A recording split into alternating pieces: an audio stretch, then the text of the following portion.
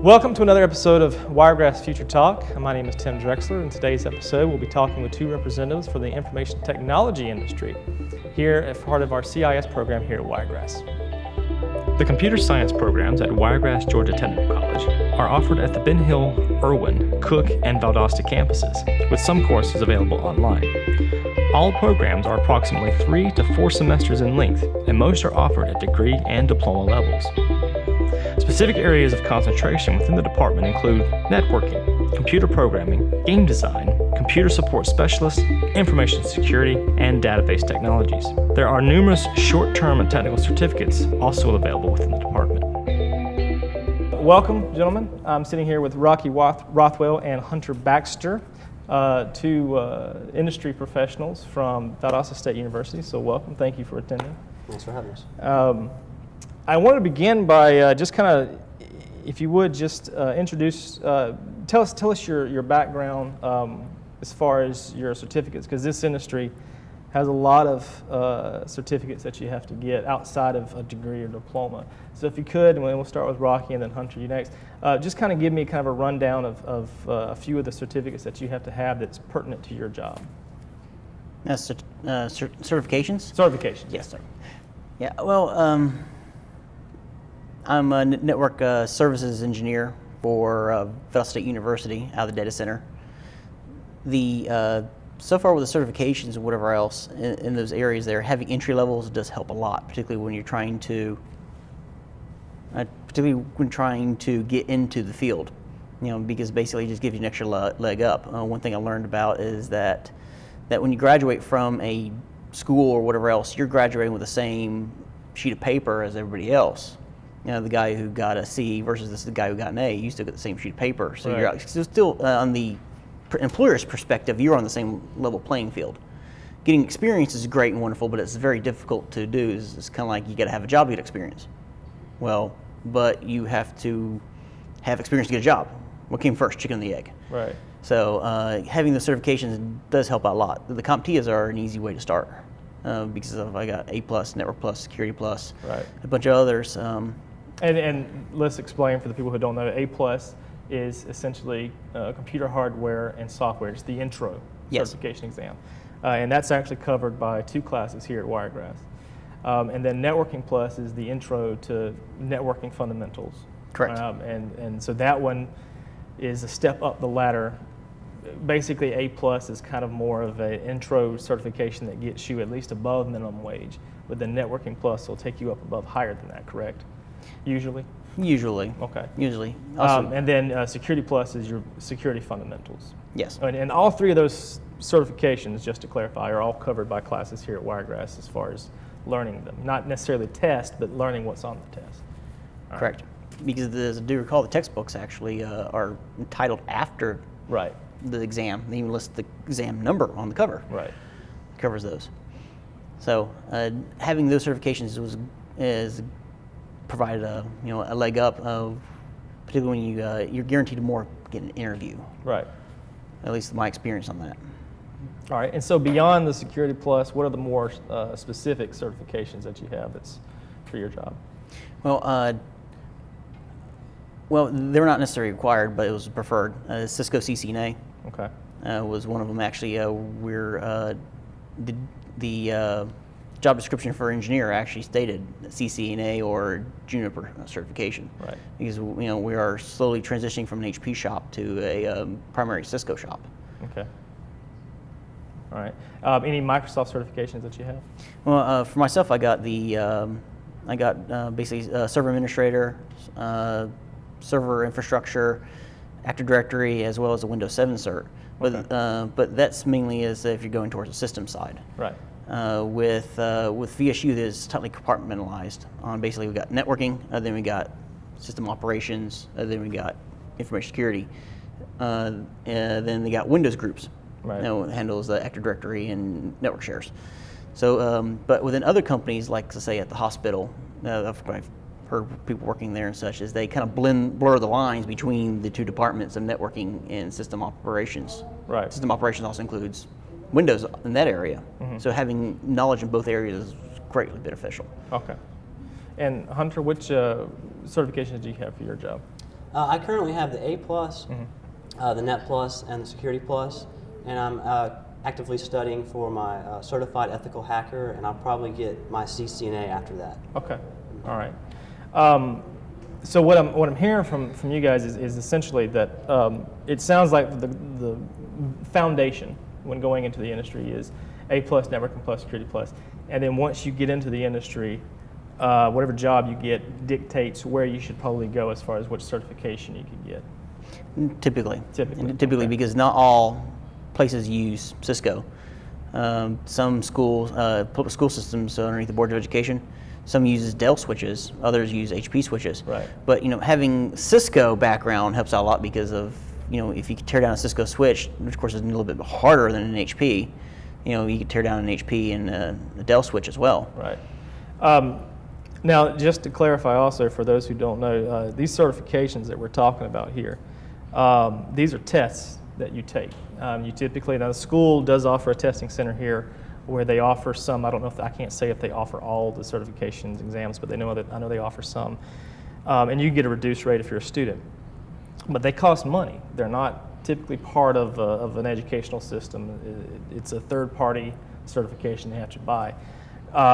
Could you guys, if you remember correctly, the CCNA and the ethical hacker one that you're doing, can you remember the prices of what these things were when you had to take them?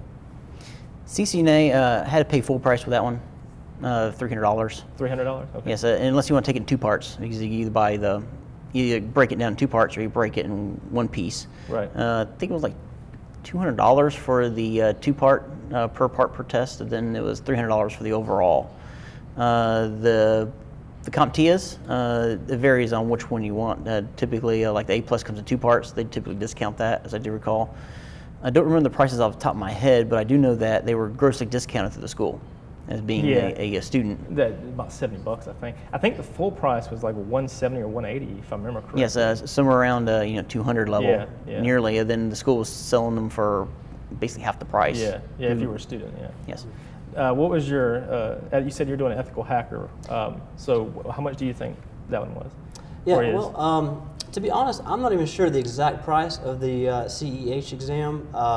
That's one good thing is after you get in the field and you get a good employer, a lot of times they will pay for the certs.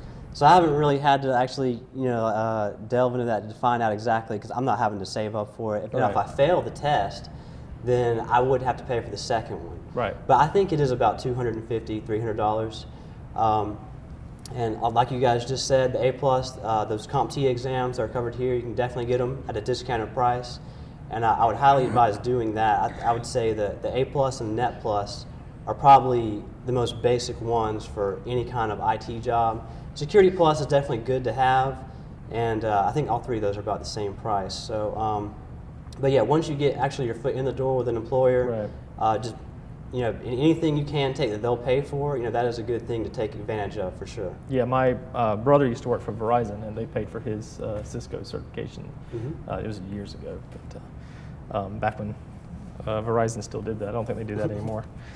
All right, so I want to get, now that we got the sort of the certification stuff out of the way, I wanted to get into the more pertinent information to students who are graduating and trying to get into the field. And we'll just go Rocky and then Hunter as far as answers. How does one apply for the job in this field? How do you go about it? Well, I got to find a job first, and that's kind of difficult. There's several other ones like Career Builder and whatever else. I hate to say it, but in this area it's kind of a little bit dry, on the technology. There's places here, and if you do live here in town.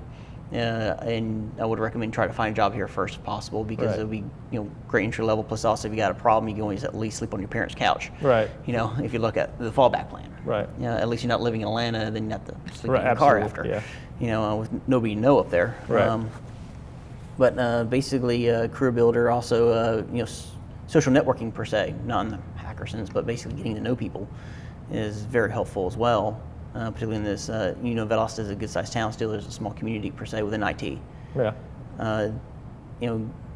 But basically checking job boards, checking basically online through, Career Builder, Monster.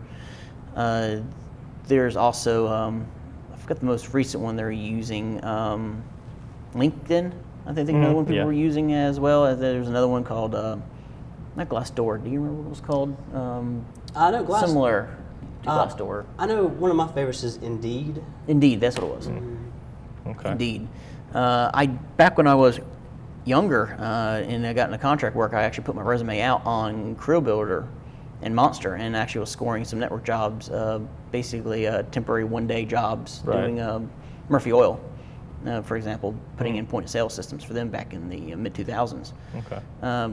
Now, I don't know, but we're talking about something I did over 10 years ago, so I don't know what is it like now. Yeah.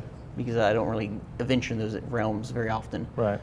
But it's a start. I mean, Yes. if you have nowhere to go, it's a good idea. What about you? Anything to add to that, or? Yeah, he's right about a lot of those. A lot of them are apps now and stuff. You can download, like the Monster, Indeed.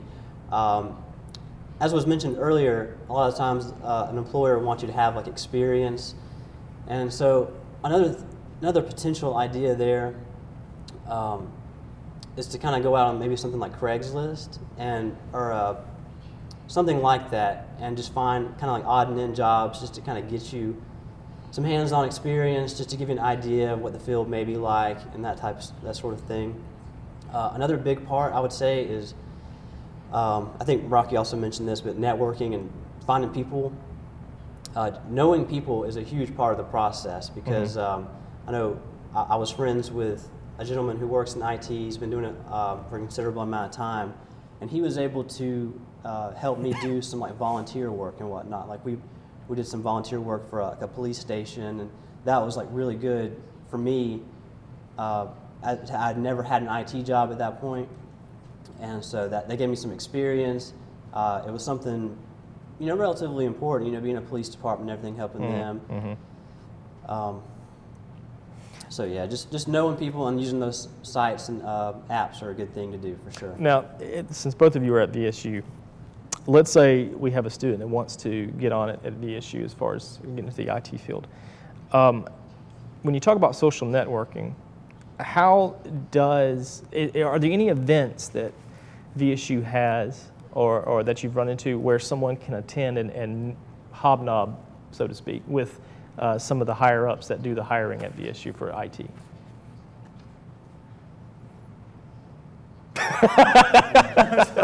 No, that's all right. No. Well, I say that because Azalea Healthcare has something called a hackathon that they put on, and it's for programmers. And I've had game designers in the past attend it, but it really is more for programmers. But it's just a little event that they do, and you can actually meet a couple of times the CEO of Azalea Healthcare was there, and you can meet him. And of course, if you won the hackathon, they hired you. And one year they hired, he was a high school kid, and got hired because it's essentially you have, I think it's like 12 hours to create a health app, and then they put it on as a demonstration, and then if they like it, they like yours, they choose you, and then you get hired. So I was just curious if there's like an open house that VSU might have, or something like a job fair that they may have. Wasn't VSU hosting that for a couple years? VSU did host that, yes. I don't know if they still do it because I haven't been in a couple of years, but it was absolutely.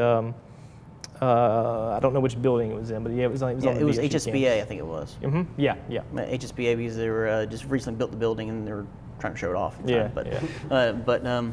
Yes. As I do recall that one now, that was quite a while back. Yeah. So there's nothing fresh in there that could stand out in my mind. No, wait, there was one They do have a job fair. Mm-hmm. I'm not sure how much of that may pertain to IT, because sadly I cannot say that I've actually been there to explore very much, but they do have a job fair at least once a year. I get emails about it, and I've just never actually gone to it. Right. But they do have something like that. Well, I mean, you got a job, so why to go to, when it's a job fair at the place that you work at, it's kind of weird, but yeah, I understand. Absolutely. Ties. Yeah. Ties. I forgot what it's called. Technology in Education, I think it was referred to as. That sounds right. Yeah, and they hosted it out of the STEM Center one year or something. They hosted out of the Student Union. Ties. It happens once a year. Was it during the fall? I'm thinking. I think so. And they would do is have multiple booths there and do demonstrations on either one year I think networking did one covering into using Cisco ICE and Prime in order to manage wireless. Okay. And they got little into demonstrations, and there were several people in there that are the assistant directors that actually attended it, and those are the ones that are up on the food chain. They're part of the hiring process, or at least in charge of managers who do the hiring process. Okay. I just wanted to give students an idea of when you're looking for a job and maybe Monster.com or whatever's not panning out, these events still happen.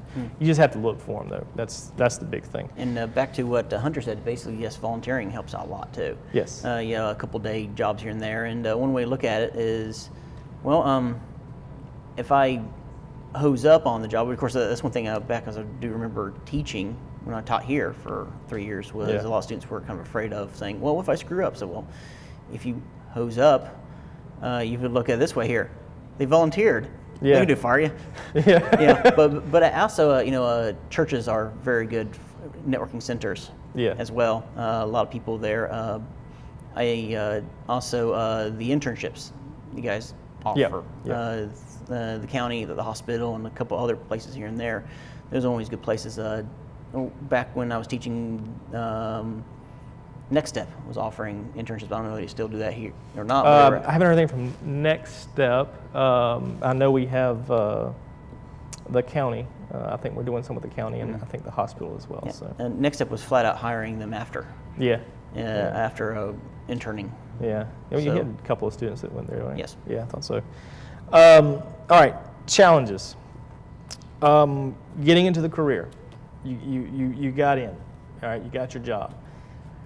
What are some of the problems that happen that they should kind of expect? I mean, anything can happen, but what was some of the things that you found that maybe the school wasn't able to prepare you for, but it were just challenges in the job that you found that you had to overcome?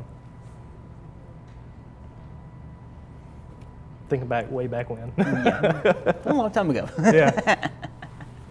I'll let you start, Hunter, and I'll catch up. Yeah, I guess one of the first things that comes to mind would be after you go through school and you're studying for all these certifications and you're hobnobbing with the IT people, you'll become very familiar and just utilizing like technical words and stuff. And when you actually get, I guess it depends on the actual job you get in the IT field, but if it has like some customer interaction, it can kind of take a little bit of work to, think about things before you say them and realize if a non-tech savvy person would be able to kind of follow you or understand, because, and while that may not sound like much of a big deal, I think a lot of people may become potentially like offended or upset if you use like big terminology or something. Just obviously you're just trying to do your job, just explaining something, and it makes sense to you, but at the same time, I know a lot of times it's kind of good to look at it from their perspective and see if they're really following what what you're saying, and you're not trying to like belittle them or anything like that. Right. So that's something that kind of just comes with experience and dealing with people, customer interactions. Yeah, I think that's really important, because there's a lot of students who go into this field and they expect to work in a networking closet somewhere out of the general public. And what you've just said is, hey, guess what? You've got to talk to the general public. Right. And I think that's a key that a lot of them need to understand. Yeah, and especially with like an entry-level job, a lot of the times it may be like a tier 1 position, meaning that you're going to be you're going to be answering the phone, dealing with, you're the front line, and so you'll actually, as an entry-level position, you'll probably be more likely to deal with a customer or a non-tech savvy person than if you're like a tier 3 or a higher up, where things get escalated to you and then you're just kind of dealing with things in the back end, not really talking with anybody, just solving problems. Okay. All right. Because basically going off of what Hunter started with here is that, just trying to communicate with the customers, because that's one thing when you're dealing with students in the classroom. Everybody's there's kind of when you guys talk tech lingo, gets along very the guy you're working with knows what you're talking about. Right. But typically entry-level positions, you're the guy in the front lines there. You're the grunt, per se, with the entry-level job. And so customer interaction is very important. There was, when I was taking, one thing I learned was there's one guy that didn't know what he was doing when I worked for Augusta IT. But he worked great with the customers. But he, as a technician, he was very bad. Yeah. Basically, we have to go back and clean up after him a lot. But versus another guy who was very good at his job but did not interface with the customer very well. Well, the guy who was very good at his job but didn't interface was let go during a kind of a reduction of workforce, compared to the guy who didn't know what he was doing, but since he worked great with the customer, we just learned not to trust him with anything important. But he hung on with the company for a longer period of time. Right. People skills are extremely important. Yeah. So being able to communicate. Typically, customers just want it fixed. They don't care what's wrong with it. Right. They don't care if the DHCP server is not working. If you come around and say DHCP server, they'll glaze over. If you try to even explain to them what one is, basically, it's the device, the services that issues IP addresses. Well, you still kind of lost them there. Right. When you try doing that, the Intermittently? Yeah, or intermediary people that are staying in the middle that know some technical stuff would understand what you're talking about when you say issues IP addresses, but still, you kind of just lost it there with the those who are not technical savvy. Yeah, understandable. I used to call it don't go full geek. Yes. If you go full geek, then you're going to lose them. It's the same thing in the game design industry as well. Oh yeah, and also if you throw out too many vocabulary words and whatever else, and the customer gets irate with you, they will turn around and throw it back at you. Yeah. Particularly when they complain to your boss. Yeah. Next one is a big one. A lot of students want to know this. Salary expectations. This is straight out of school. What do you think they're going to make? Starting out at typically $15 an hour. 15 an hour? Yeah, 15 an hour, unless it depends where you're working at. Yeah. That sounds about right. I mean, you should probably not. I would advise not expecting anything over like $25,000 a year if you get salary. I think it's kind of typical for once you're in the field for a few years, you may kind of expect to be in the 30 to 40,000 range maybe. So, and again, a large part of that is where you end up too. Like again, as already mentioned, Valdosta, there's not a whole lot of places. So going somewhere like Atlanta or Jacksonville is like a much bigger hub of jobs and IT stuff. Right. So you can, an entry-level job, might be able to go out to Silicon Valley in California, starting off making $40,000, $50,000 a year as an entry level. Potentially. Again, depending on who you know, if you can get your foot in the door like that. But yeah, around here, or just like a smaller city, probably low 20s in the salary range. As someone who's been out to California, I would tell you that 40 to 50,000 in California is actually below poverty. So that would be very bad if they did that. I would not recommend doing that.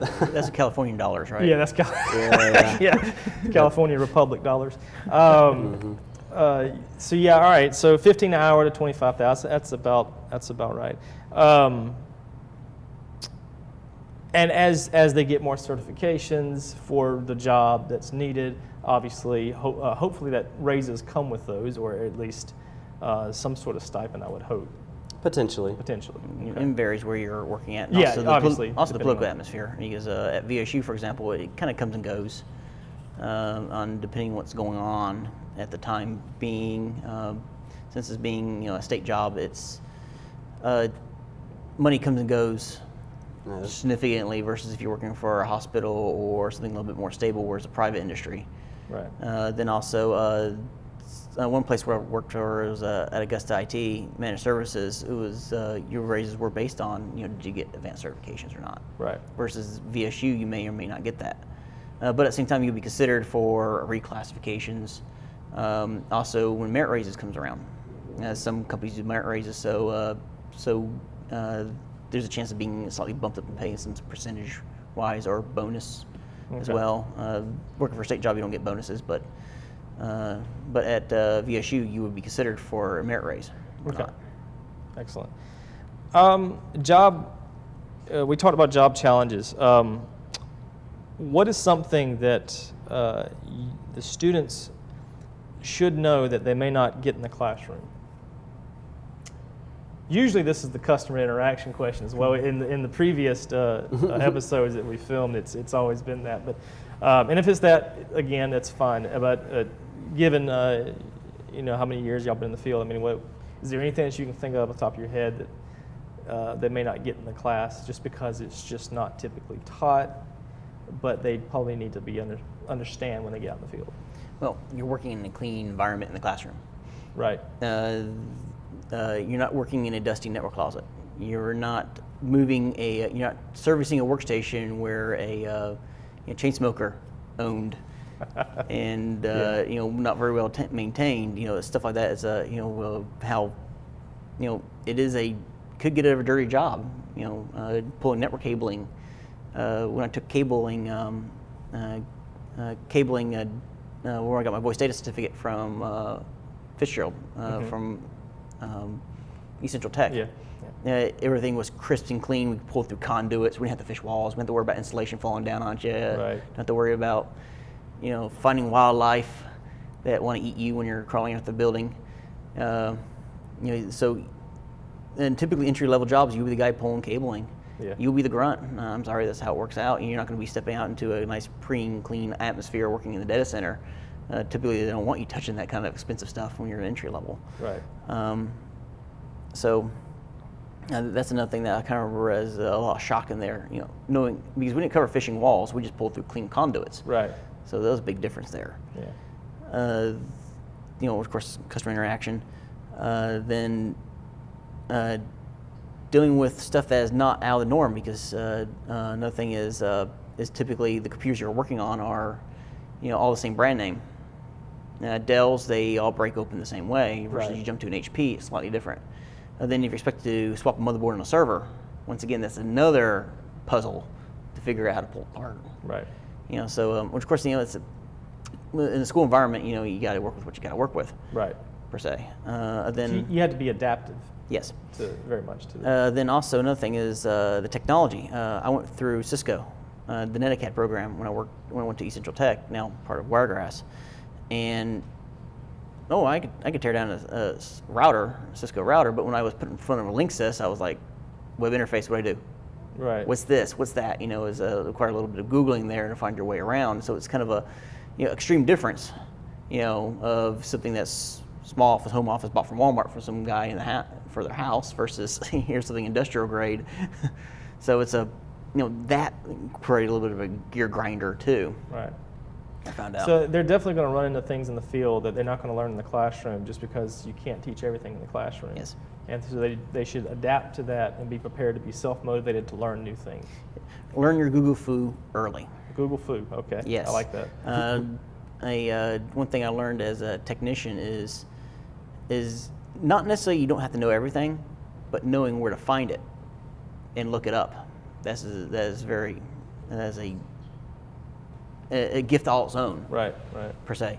I remember working for Augusta IT, and my boss got a phone call from an irate customer saying, you send this guy over here and he's working on my system. He's over here on Google trying to figure it out. I says, yeah, and what's the problem? Because you can't know everything out there. You got this warning sign coming from Microsoft you've never seen before. Google it. Right. And read the forums. I'm pretty sure somebody asked that same question 5 years ago, but had the time to create an account on a forum and ask that same question, and already got 25 replies, right, followed by a solution on the very last post, saying, yes, that worked, thank you. Right. So somebody already did that. I like to refer to those people as psychics. They knew 5 years ago that you're going to ask that same question, so they did it for you. You saying that, we're going to have students that's going to say, why can't I use Google on the test? Of course, yes. Yeah. Anything to add to that? That was a pretty good synopsis there. Yeah, and just to kind of brag on Wiregrass a little bit, Wiregrass was a great school. I definitely graduated from here. You can learn a lot, but once you leave, it is kind of on you to keep up with times, because IT is definitely one of those areas that is ever evolving, ever changing. And like one good example would be like operating systems.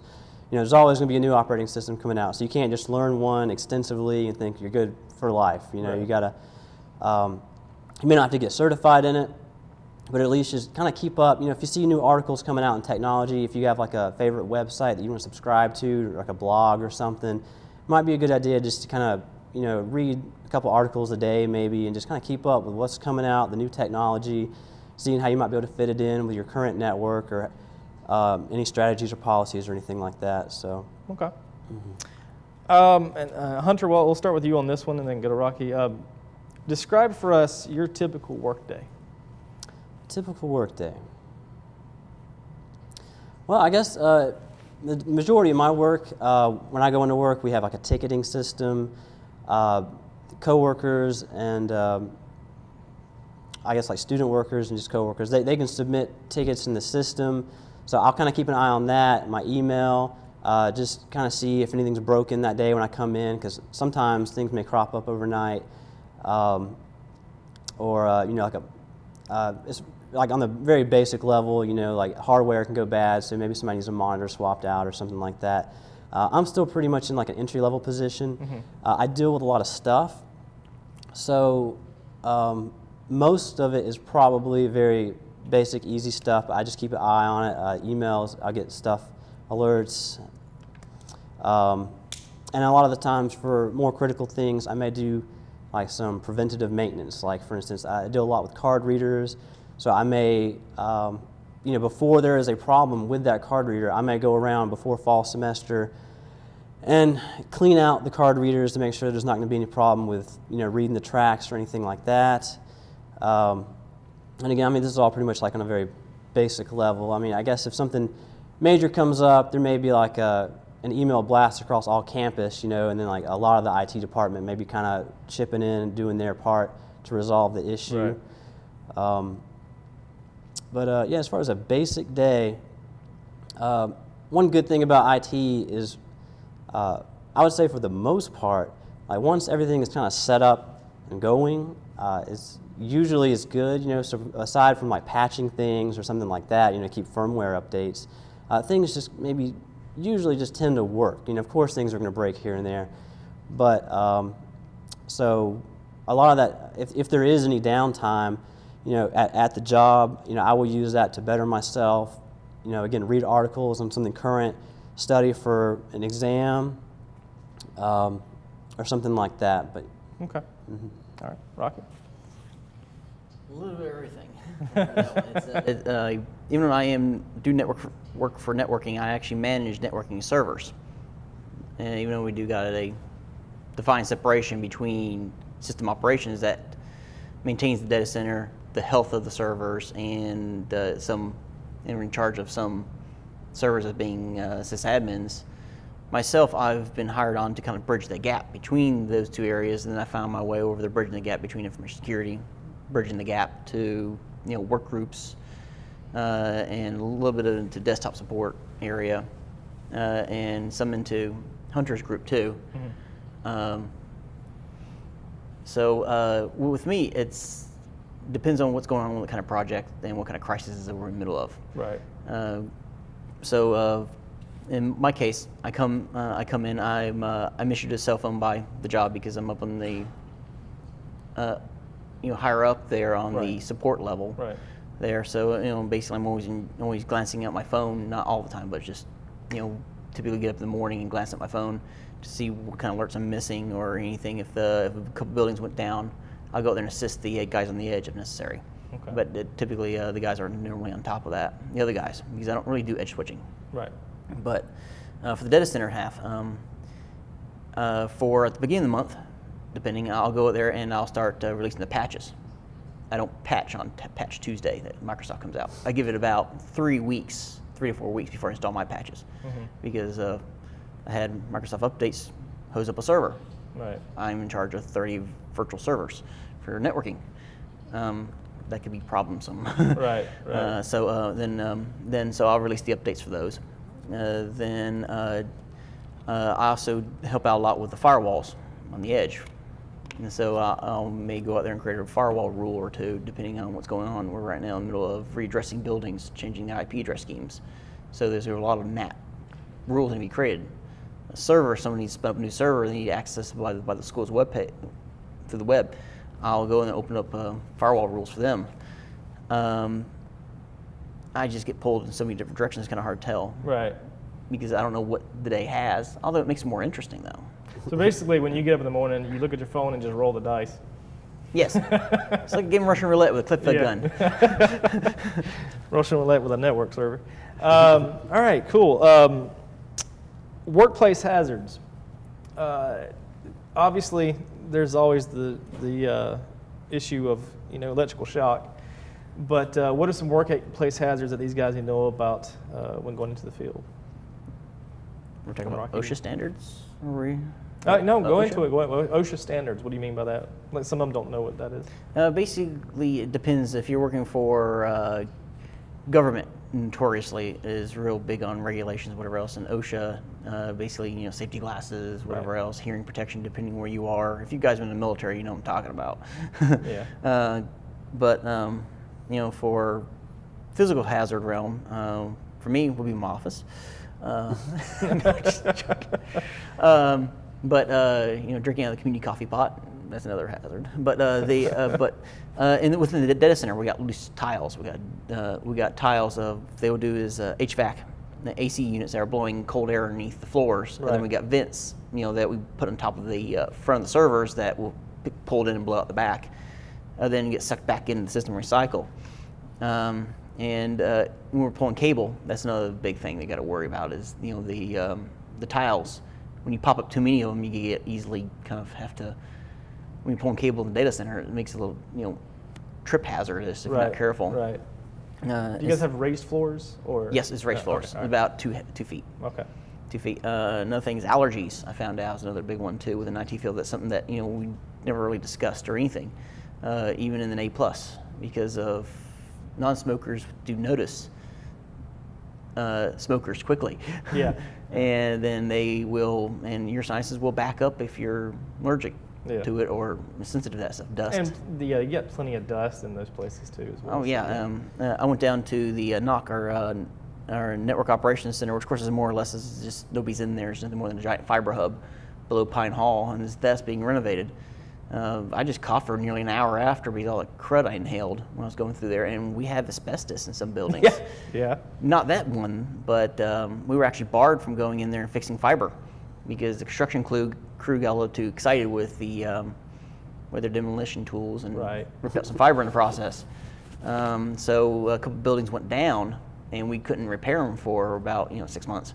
So we had to set up a wireless bridge. I think that's important for a lot of people to know is asbestos is still around.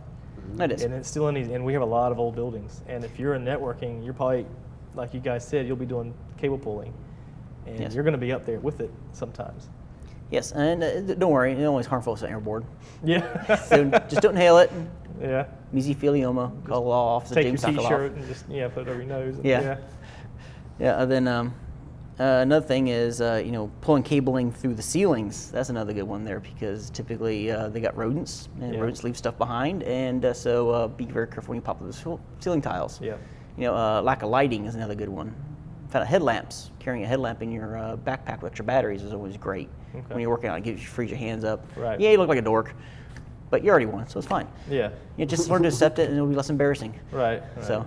It's not a bad idea, because I used to pull cable years ago, and that would have helped a lot if I had a headlamp. Another thing is working with fiber optics. That's pretty heavy. We're typically in the data center because we're pushing 10 gig to the buildings, and they do terminate in the core. The network core is in the data center, as well as we got a second one up at HSPA next to the hospital North Campus. And you have to be very careful.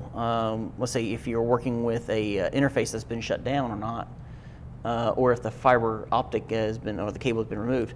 10 gig optics burn a little bit more, or you feel more like flashies, kind of you know, it's a infrared light, you can't see it, but you know, it's I'm pretty sure I've been flashed before, Right. because my eyes feel weird after. Yeah.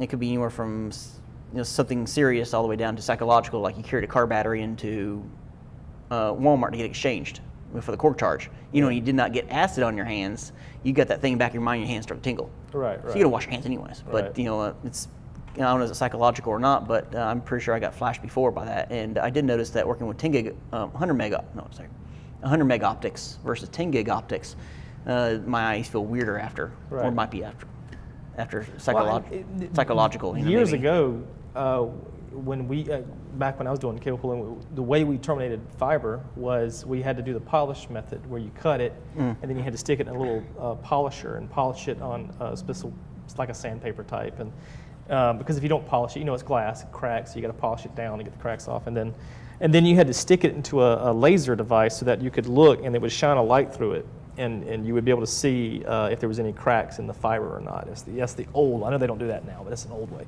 But there was a legit danger of people looking down the fiber, and you know, of course, the light hits you in the eye and it burns your retinas and things like that. So Yeah.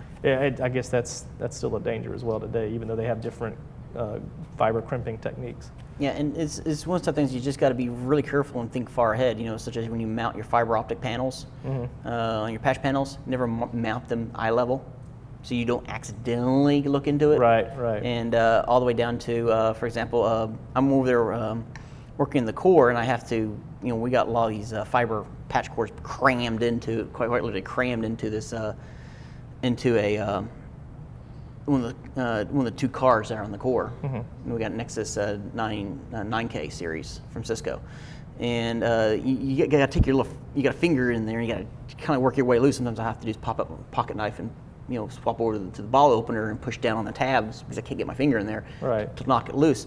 But it's kind of that instant, and you pull it out there, and you're like, I look down at it, and your eyes feel weird. Right. But I don't know, is it because you did it by accident? You really got flashed, or it's psychological. Right. But you know, I haven't gone blind yet, obviously. But my prescription remained the same for 3 years. My eyeglasses. So. Well, next time I see you, if you're wearing Coke bottles and over like Rocky, stop with the fiber, man. But it's you know, one of the type of things where it's kind of like, you know, you just always got to be on top of that. Yeah. You know, at least in my realm.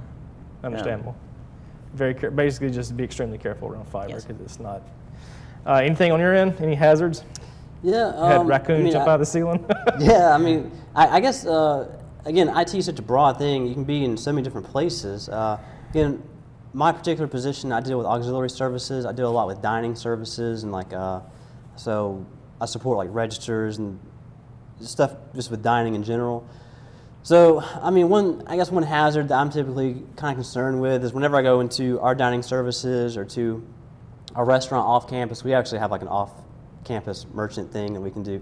That's kind of a different story. Anyways, when I go back in these places, I make sure to wear slip-resistant shoes because a lot of times there may be water or, you know, Lord knows what on the floor that you can slip on and get hurt. You said slip-resistant shoes, right? Yes, sir. Okay, Slip-resistant shoes. I thought you said slippers for a second. I was like, what? Wait. Because again, if you're carrying like a heavy piece of it, I mean, it's dangerous anyway. Just walking through the back end of a restaurant. Sometimes I'm sure anybody who's working in a restaurant can kind of relate to what I'm saying.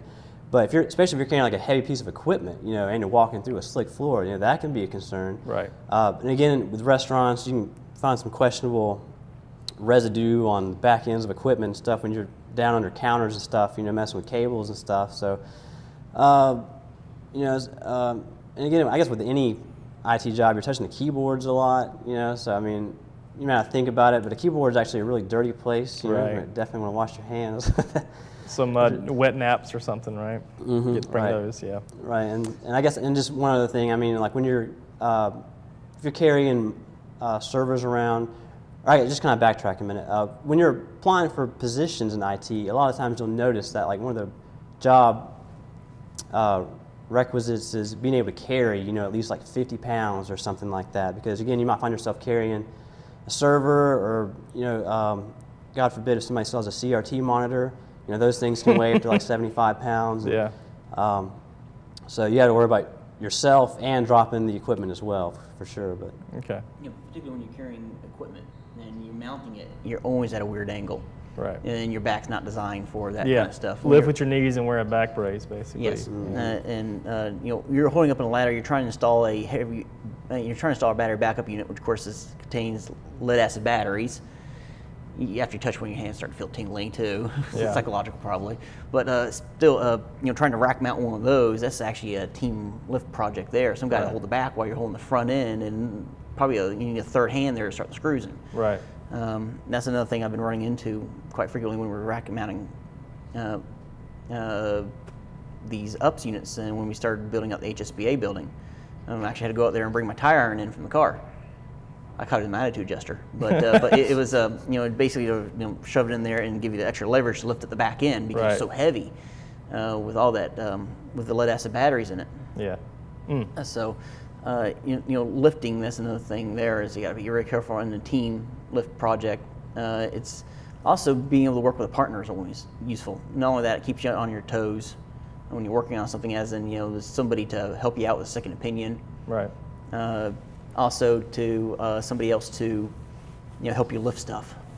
It goes a lot smoother when you got somebody there holding you screws, or somebody there to pop the screws into the rack while you're holding the equipment. Right. Yeah, you could easily do it yourself as one person, but it just goes so much smoother and easier. And also the idle chat too makes the job more enjoyable. If you did it all by yourself, the job will become depressing quickly. And, Gotcha. It's psychologically too, because of working. If one thing I learned over the years is not necessarily the money, but the work environment you're in. Yeah. That makes a big difference. VSU, being a government institution doesn't pay the best, but at the same time, the people I work with is great. Right. Easy to work with. So that's why, a lot of us are still there Yeah. at VSU, is the work environment. Yeah. That's a significant bonus too. Last question. This is it. This one's an important one because there's been a lot of outsourcing in the IT field over the years, particularly to China and India, because they have cheaper labor. And we've seen quite a few companies, I know for a fact Verizon being one, where they've cut a great many of their workforce because of that. Where do you guys see this field heading in the next 10 or 20 years as it pertains to not just the future, but that type of situation? In other words, what should students, if there's going to be a new paradigm shift in networking, where they come to school and they learn certain things, and when they graduate, they should concentrate in a certain area because that area may not be outsourced as quickly as other areas. Where do you guys see that, or if you see that in the next 10 or 20 years, if there's anything that you can think of? Well, I would say that the outsourcing is definitely a pretty big concern, just because, like you said, a lot of it's already happened. I know several people at VSU who actually talk about this very thing, probably on a daily or a weekly basis, because as far as job security is concerned, a lot of the IT stuff can be outsourced.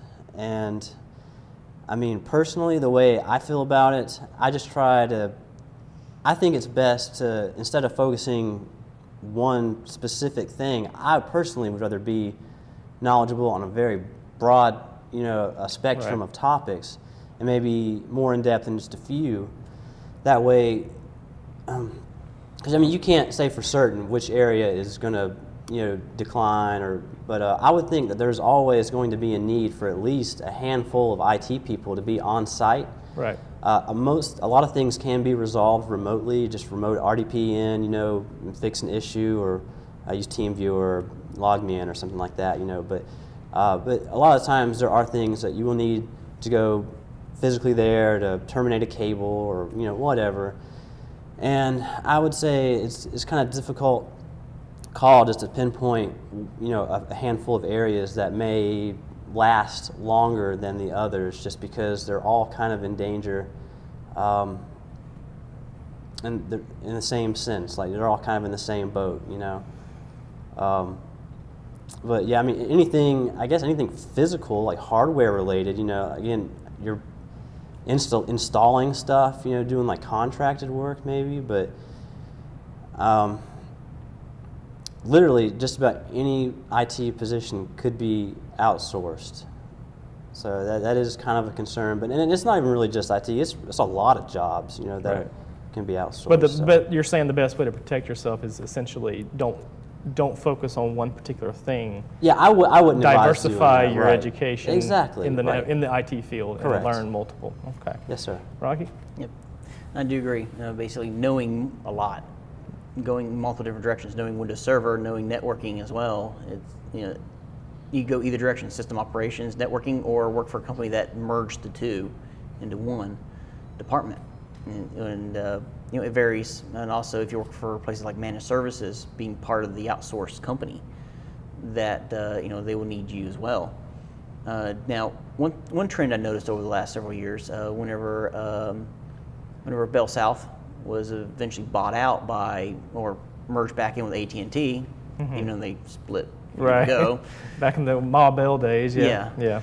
I remember when I was contacting, Bell South, it was always been, I felt like I was talking to some sweet little lady over, in, just down the road. Of course, she might have been up in some other call center, maybe in Alabama or something. Right. But then they outsourced it and it went over to overseas, where the language was not the first part of. Right.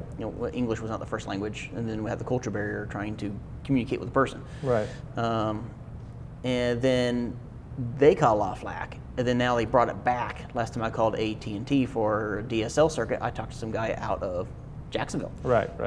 So it was very weird because we were actually talking about the hurricanes and the weather. Right. Because what he got hit by, we got hit by. Yeah.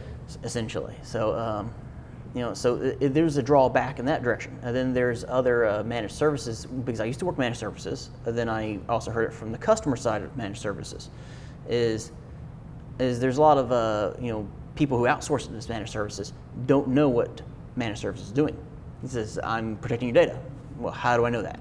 Take my word for it. I mean, literally, it's kind of like yes, you buy with outsourcing, whatever else, they may buy a deal of like 10 support hours per month, and then get a discount for anything that goes after, and you just take their word for it that they're actually backing up your server and maintaining your resources until something goes wrong, and then you find it the hard way they weren't, or it's just not quite as we expected. So that's kind of pulling in the opposite direction. A lot of people preaching outsource. Well, outsource, you got poor customer satisfaction on it. Right. Mainly because the person is not there. You don't have a physical smiling person there waving the flag for the company. Right. You see, or you're dealing with somebody who's just terrible on the phone, and you just got to take their word that you're working on something. So either direction, it's still a danger of being outsourced, but at the same time, there's going to be a pushback the opposite direction. Right. Albany State, or was it Darton State? I can't remember. Albany State. It was Albany State originally before the two colleges merged. Right. Albany basically liquidated a big chunk of their IT staff about five years ago, and then they outsourced it. Then they did away with the outsourcing. Same thing for the hospital up at Coffee County, Coffee Regional. They outsourced back in the mid 2000s-ish. Well, then it ran in the opposite direction. They did away with the outsourcing and actually, did away with it. Actually, end up, going back to their internal IT department. Mm-hmm. With a lot of these companies that outsource, they need to maintain boots on the ground and somebody who knows the network. So there's a chance of you surviving the merger, and that's kind of a very strange thing there, where it's kind of like if they bring in more people and you're cross-training with them, you don't know, are you going to be cut or not? There's nothing there. But at the same time, if you are a good person and you share it, they might keep you. Mm-hmm. Or just make it easier to liquidate your job because you share too much. Right. It's based on ethics, more or less, on your part, how to handle that. Okay. But it goes in both directions. IT is constantly changing, and not only that, it's also changing in the realm of being on customer satisfaction side. Because they say outsource saves money. They outsource. Oh, I hate my customer service. Now I want it back. And also, IT's greatly forgotten. Like at VSU, we always got the pull of we need more SAN storage. And they're going through there and complaining that, well, why do you need to spend $250,000 on new storage Well, because you guys keep saving data and you want us to spin up new servers. Well, they don't see this stuff in the back end. They just know magically. They turn their computer on, they get the internet. Right. Yay, it all works, but they don't understand what goes in there, the whole infrastructure. We're right now pulling new fiber between buildings. We're upgrading these buildings from 100 meg to 1 gig or 10 gig. Well, they don't see it. It's like DOT. You guys don't appreciate DOT. Oh, we see guys bringing on shovels and one guy digging a hole. You know, that's what we criticize DOT with. But they're the ones that actually 4-laning a road or 3-laning the interstate, providing more bandwidth. Right. You don't see that. You see the road construction. Or you just don't understand because you get in there, you zone out and hit the cruise control. On the road, you don't appreciate that DOT was there. Right. DOT is networking. You know, we're the ones who actually get the infrastructure and upgrade the infrastructure. Right. They don't see that. All you do is see that you spend taxes and this happens. They don't. It goes in both directions, honestly. And when it stops working, they realize it real quick, and then they start hiring back up again. Yes. All right. Well, gentlemen, thank you for attending this. I appreciate it.